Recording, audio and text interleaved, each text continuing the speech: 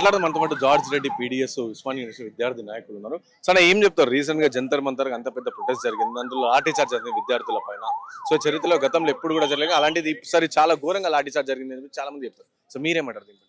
జంతర్ మంతర్ జరిగిన సంఘటన ఏదైతే అత్యంత అమానుషమైనది. ఈ రోజు పార్శ్వికంగా విద్యార్థుల మీద వాళ్ళ హక్కుల కోసం దాడి మాట్లాడుతుంటే దాడి చేయటం అనేది ఇది బీజేపీ సర్కార్ కావచ్చు, మోదీ కావచ్చు, సిగ్గు లేని తత్వంగా ఈ రోజు ఓయూ విద్యార్థులుగా, జార్జ్ రెడ్డి పీడిఎస్సీగా, తెలంగాణ విద్యార్థులుగా అభిప్రాయపడుతూ ఉన్నాం. ఉస్మానియా యూనివర్సిటీ వేదికగా అప్పుడు తెలంగాణ ఉద్యమంలో కూడా మీరు పాల్గొన్నారు కాబట్టి అప్పుడు ఇదే విధంగా అంటే ఉస్మానియా యూనివర్సిటీలో కూడా చాలా మంది విద్యార్థులు ఉస్మానియా యూనివర్సిటీ తెలంగాణ రావడానికి యూనివర్సిటీ కారణం. సో అప్పుడు కూడా ఇదే విధంగా లాఠీ చార్జ్ జరిగిందా అంటే ప్రశ్నించే వాళ్ళపైన?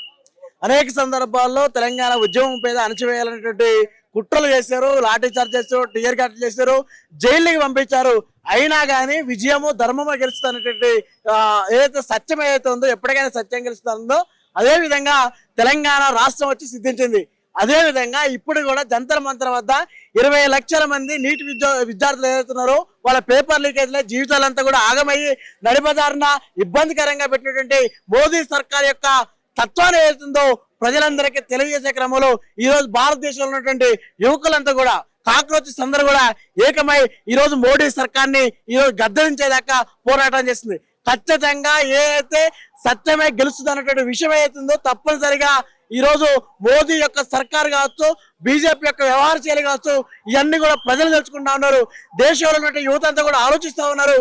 కాబట్టి తప్పనిసరిగా తగినటువంటి గుణపాఠాన్ని బీజేపీకి, మోదీకి తప్పనిసరిగా తెలియజేస్తారు. కాబట్టి ఏదైతే ఎన్టీఆర్ రద్దు కావచ్చు, బీజేపీ సర్కార్ యొక్క ఆగడాలు కావచ్చు, జంతర్ మంతర్ దగ్గర ఢిల్లీ పోలీసుల యొక్క అరాచకత్వ వాదం కావచ్చు, ఇవన్నీ కూడా నశించే రోజులు దగ్గరలో ఉన్నాయి. తప్పనిసరిగా వీటన్నిటికి కూడా దేశ ప్రజలు గుణపాఠం చెప్పే రోజులు దగ్గరికి వచ్చినాయి. కాబట్టి కాక్రోచెస్ అంతా కూడా దేశం మొత్తంగా ఈ రోజు వ్యాప్తి చేస్తున్నారు. వాళ్ళు చేసినట్టు అవినీతి కావచ్చు, వాళ్ళు చేసినట్టు దోపిడీ కావచ్చు, వాళ్ళు చేసినటువంటి దళాకోరు వ్యవహారం కావచ్చు, వీటన్నిటి పట్ల కూడా దేశ ప్రజలందరూ కూడా చూస్తూ ఉన్నారు.